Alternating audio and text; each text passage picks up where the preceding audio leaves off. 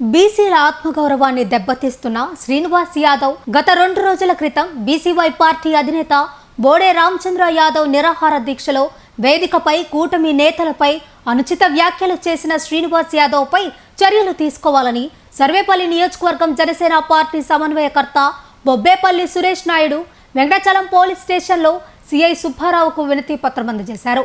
Bode Ramachandra Yadav BC హక్కుల కోసం చేపట్టిన నిరాహార దీక్ష చాలా ఆనందదాయకమని సురేష్ నాయుడు అన్నారు.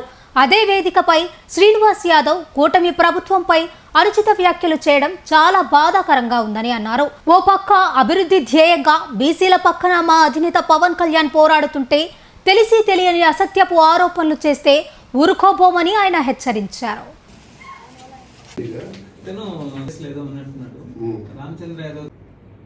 ఈ నెల 14వ తారీఖు అంటే 2 రోజుల క్రితం ఏదైతే మంగళగిరిలో బీసీల కోసం, బీసీ హక్కుల కోసం బీసీవై పార్టీ అధ్యక్షులు బోడే రామచంద్ర యాదవ్ గారు 3 రోజుల పాటు ఆమరణ నిరాహార దీక్ష చేయడం జరిగింది. దానికి అనేక మంది సంఘీభావం తెలపడం కోసం పక్క రాష్ట్రాల నుంచి కూడా వచ్చారు. బీసీ హక్కుల కోసం పోరాటం చేస్తున్నారు, మంచిది. దానికి కూడా మేము కూడా ఒక హక్కుని సాధించాలంటే ఒక పోరాటం చేయాలా, దానికి మేము కూడా మంచిదేనని అనుకుంటున్నాం. అయితే ఆ సంఘీభావం చేయడం కోసం వచ్చినటువంటి వాళ్ళు అక్కడ ఆ పోరాటానికి మద్దతు తెలిపేటువంటి వాళ్ళు సభా వేదిక పైన ఒక గౌరవమైనటువంటి పదజాలాలను వాడుతూ వాళ్ళ హక్కుల గురించి, వాళ్ళకి రావాల్సినటువంటి రిజర్వేషన్ల గురించి మాత్రమే మాట్లాడాలి తప్ప వ్యక్తిగత విమర్శలు చేస్తే మాత్రం ఎవరు కూడా ఊరుకోరు, ఒప్పుకోరు. అయితే శ్రీనివాస్ యాదవ్ మొట్టమొదటిసారి ఈ శ్రీనివాస్ యాదవ్ గారికి నేను ఒకటే తెలియజేస్తా ఉన్నా, మా అధినేత పవన్ కళ్యాణ్ గారి గురించి అనుచిత వ్యాఖ్యలు చేయడం, ఈ రాష్ట్ర ముఖ్యమంత్రి నారా చంద్రబాబు నాయుడు గారి గురించి, అదేవిధంగా ఐటీ మరియు విద్యాశాఖ మంత్రి లోకేష్ బాబు గారి గురించి మాట్లాడాడు. అయితే మొట్టమొదటిసారిగా నేను ఒక విషయం తెలియజేస్తా ఉన్నా, బీసీలకి బోడే రామచంద్ర యాదవ్ గారికి మొట్టమొదటగా సీట్ ఇచ్చినటువంటి వ్యక్తి మా అధినేత డిప్యూటీ సీఎం పవన్ కళ్యాణ్ గారు, జనసేన పార్టీ. ఆ విషయం అతనికి తెలుసో లేదో నోరుంది కదా అని చెప్పి ఇష్టానుసారంగా మాట్లాడితే మేమైతే చూస్తూ ఊరుతాం ఎవరిని కూడా. ఈ రాష్ట్రంలో కూటమి ప్రభుత్వం ప్రతి ఒక్క కులానికి, ప్రతి ఒక్క వర్గానికి న్యాయం చేసే విధంగా పరిపాలన కొనసాగిస్తూ ఉంది. అయితే ఆమరణ నిరాహార దీక్ష చేసి ఒక హక్కును సాధించడంలో అది మన హక్కు, అంబేద్కర్ గారు రాజ్యాంగంలో మనకి ఇచ్చినటువంటి విధి విధానం. అయితే దానికి కొన్ని హద్దులు ఉంటాయి. నోరుంది కదా అని చెప్పి ఇష్టానుసారంగా మాట్లాడుతూ ఉంటే ఎవరు కూడా చూస్తూ ఊరుకోరు. మేము కూడా మాట్లాడగలం, ఇతనిని, ఈ శ్రీనివాస్ యాదవ్ అనే అతన్ని మేము కూడా మాట్లాడగలం. కానీ మా అధినేత పవన్ కళ్యాణ్ గారు మాకు కొన్ని సూచనలు, కొన్ని పద్ధతులు, మాట్లాడే విధానంలో కొన్ని మార్గదర్శకాలు ఇవ్వడం జరిగింది. ఎందుకంటే మనకి రాజ్యాంగంలో మన అంబేద్కర్ గారు మాట్లాడే స్వాతంత్రపు హక్కు ఇచ్చాడు, మాట్లాడే హక్కు. ఆ హక్కు దానికి కొన్ని పరిధులు ఉంటాయి. ఆ పరిధులు దాటి మాట్లాడితే ఎవరు కూడా సహించరు. అయితే ఈ శ్రీనివాస్ యాదవ్ గారికి నేను ఒకటే తెలియజేస్తా ఉన్నా, నువ్వు మాట్లాడావు కదా మాటలు, నువ్వు వెనక్కి తిరిగి తీసుకోగలవా? మేము మాట్లాడతాం. నువ్వు ఒక పోరంబోకువి, నువ్వు ఒక పనికిమాలిన సన్నాసివి, నువ్వు ఒక దున్నపోతువి అని చెప్పి మేము కూడా మాట్లాడగలం. కానీ మా సంస్కారమే మమ్మల్ని కొన్ని హద్దులు, కొన్ని హక్కులు, కొన్ని విధానాలు, వీటన్నిటిని కూడా ఆలోచించి మేము మాట్లాడతాం. ఈరోజు ఇతను మాట్లాడిన వ్యాఖ్యలపైన సర్వేపల్లి నియోజకవర్గ జనసేన పార్టీ ఆధ్వర్యంలో వెంకటాచలం మండలంలో సిఐ గారికి ఒక కంప్లైంట్ రాసిచ్చాం. కూటమికి సంబంధించి మా అధినేత డిప్యూటీ సీఎం పవన్ కళ్యాణ్ గారిని, ఈ రాష్ట్ర ముఖ్యమంత్రి నారా చంద్రబాబు నాయుడు గారిని, ఐటీ మరియు విద్యాశాఖ మంత్రి నారా లోకేష్ బాబు గారిని అనుచిత వ్యాఖ్యలు చేశాడు. కాబట్టి అతని పైన చట్టపరంగా, ధర్మపరంగా చర్యలు తీసుకోవాలని. ఎందుకనంటే లేస్తే ప్రతి ఒక్క పోరంబోకు ఎదవ మా అధినేత పవన్ కళ్యాణ్ గారిని మాట్లాడతాడు.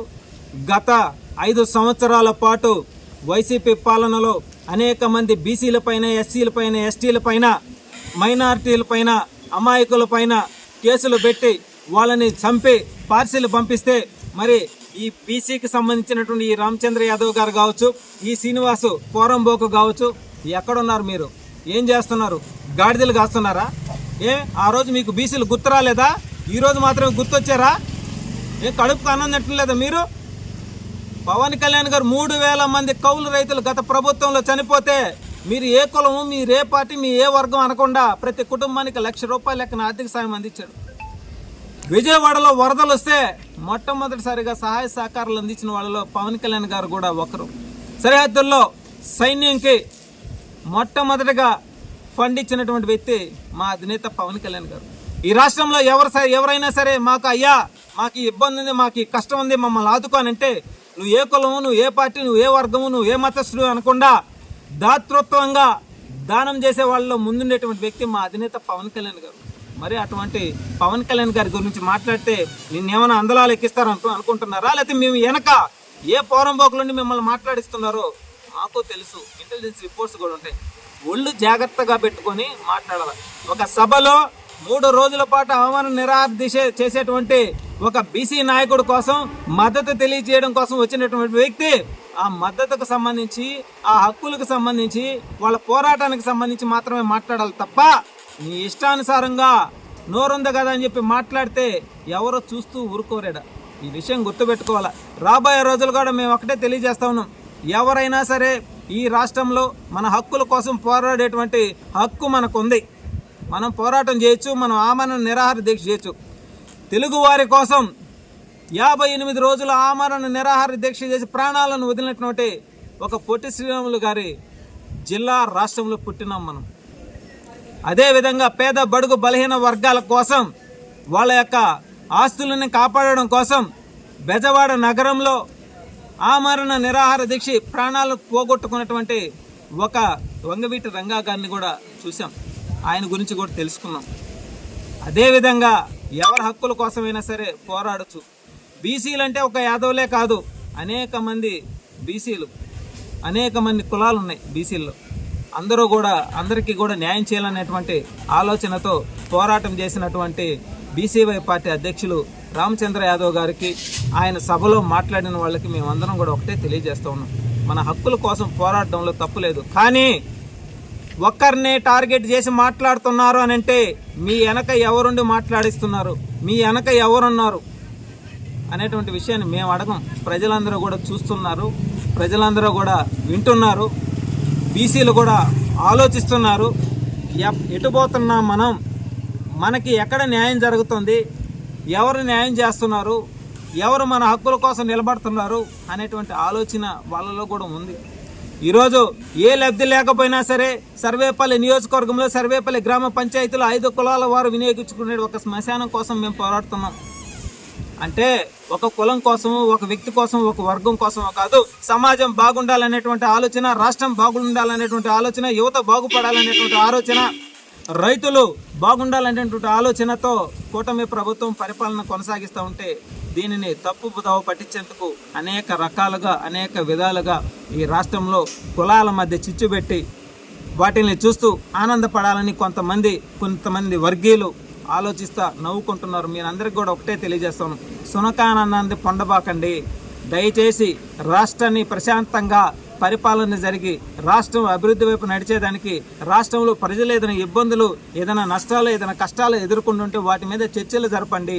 వాటిని పరిశీలించి ఆ సమస్యలు పరిష్కారం అయ్యేదానికి కృషి చేయండి తప్ప ఇలాంటివి రెచ్చగొట్టే విధంగా, కులాల మధ్య చిచ్చు పెట్టే విధంగా ఎవరో కూడా ఇటువంటి చర్యలకు పాల్పడవద్దని చెప్పి మనస్ఫూర్తిగా తెలియజేస్తూ, ఎవరైనా సరే పవన్ కళ్యాణ్ గారి గురించి కానీ కూటమి నాయకుల గురించి కానీ మాట్లాడితే మేమైతే చూస్తూ ఊరుకోం. ఈరోజు కంప్లైంట్ మాత్రం ఇచ్చాం. ఈ శ్రీనివాస్ యాదవ్ అనేటువంటి వ్యక్తి బహిరంగంగా వచ్చి ఈ రాష్ట్రంలో ముఖ్యమంత్రి గారికి, మా అధినేత డిప్యూటీ సీఎం పవన్ కళ్యాణ్ గారికి, అదేవిధంగా నారా లోకేష్ బాబు గారికి క్షమాపణ చెప్పేంత వరకు వదులుకునే పరిస్థితి లేదు, ఒప్పుకునే పరిస్థితి లేదని చెప్పి మీడియా పూర్వకంగా మనస్ఫూర్తిగా తెలియజేస్తా ఉన్నాం. అందరికీ నమస్కారం. అంబర్పేట శ్రీనివాస్ యాదవ్ బీసీ వర్గాల కోసం జరుగుతున్న రామచంద్ర యాదవ్ దీక్ష సందర్భంగా డిప్యూటీ సీఎం పవన్ కళ్యాణ్ గారి, అదేవిధంగా నారా లోకేష్ గారిని అనుచిత వ్యాఖ్యలు చేయడం మేము తీవ్రంగా ఖండిస్తున్నాము. ప్రజల సమస్యలు చర్చించాల్సిన వేదిక పైన వ్యక్తిగత విమర్శలకు ఉపయోగించడం ప్రజాస్వామ్యానికి పూర్తి విరుద్ధం. ఇటువంటి వ్యాఖ్యలు రాజకీయ పరంగా విలువలను తగ్గించడమే కాకుండా సమాజంలో విభేదాలు పెంచే ప్రమాదం ఉంది. ప్రజాస్వామ్యంలో పరస్పర గౌరవం అత్యంత ముఖ్యమైనది. భవిష్యత్తులో ఇటువంటి సంఘటనలు పునరావృతం కాకుండా బాధ్యతగా వ్యవహరించాలని కోరుతున్నాము.